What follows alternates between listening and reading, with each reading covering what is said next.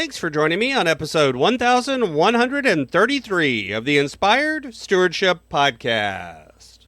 I'm Guangming Whitley.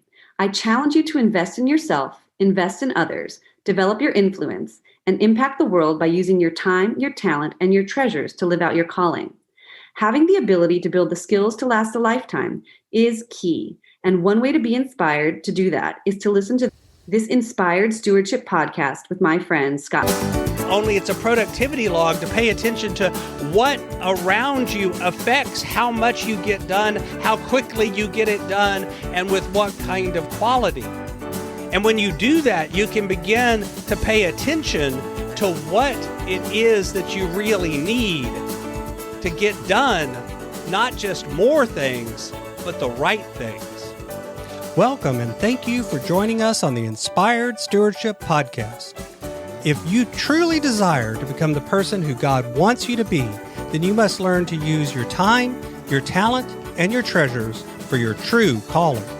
In the Inspired Stewardship Podcast, you will learn to invest in yourself, invest in others, and develop your influence so that you can impact the world.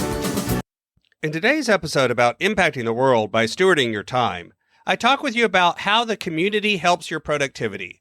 I share why sometimes technology can assist in this and how technology can sometimes detract from this. As we talk about stewarding your time, wouldn't it be great if you could support this podcast and do it without just taking too long? Turns out you can.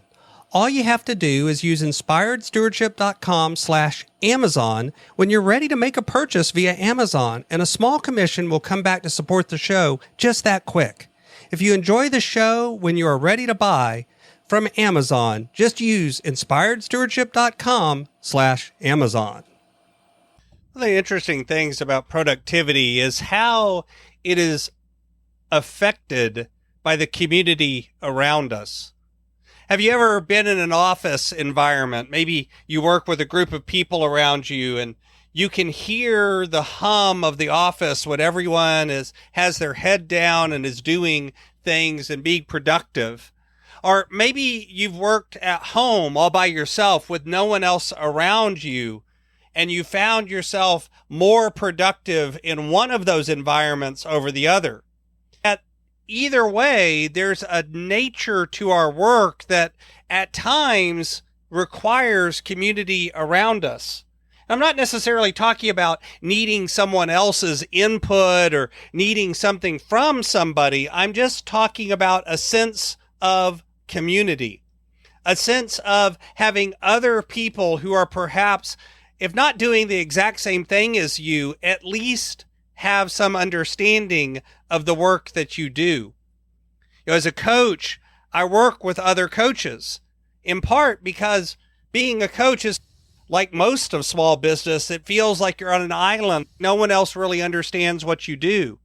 So I plugged in with a community called Coach Connections, where we help other people who are interested in becoming financial coaches learn how to do that. But more important than just the knowledge and the skills is the community. The fact that we plug in with a group of other people who all have an abundance mindset, who all want to see each other succeed.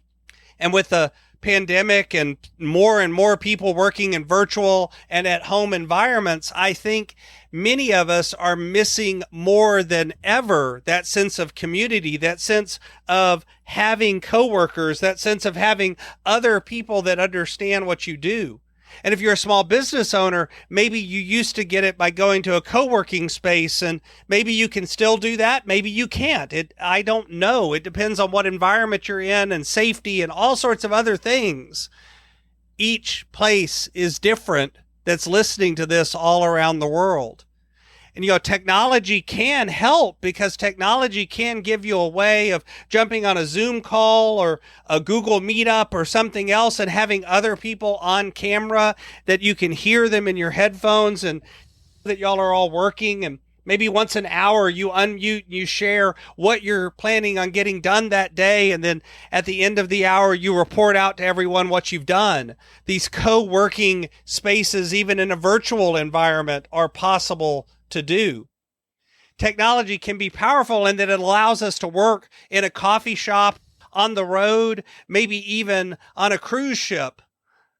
But technology can also be difficult because sometimes those co-working spaces in physical space are, for some of us, more of a connection than just the virtual environment. The truth is, all of this is important to recognize and realize and think about. But even more important is that you recognize what you need and then you work to get it. Because technology can get in the way, technology can be an advantage.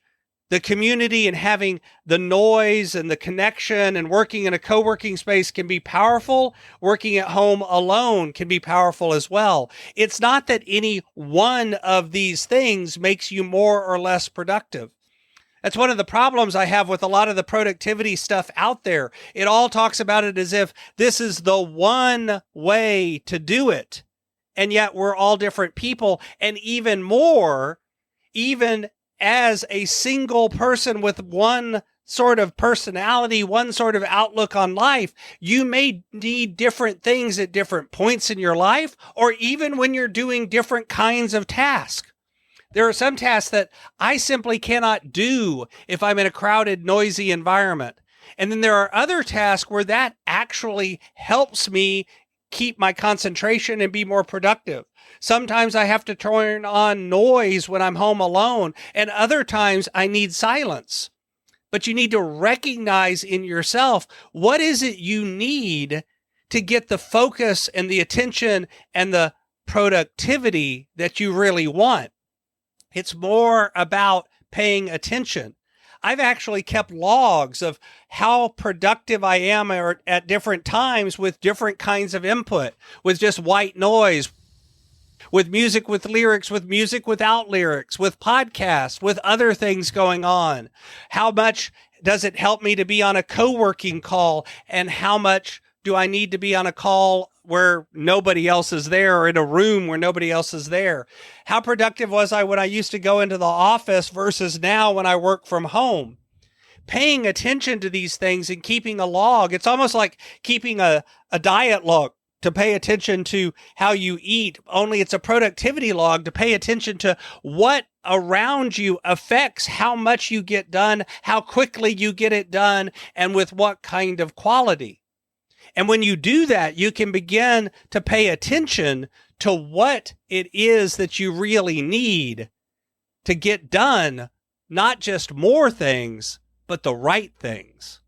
Thanks for listening. Thanks so much for listening to the Inspired Stewardship Podcast.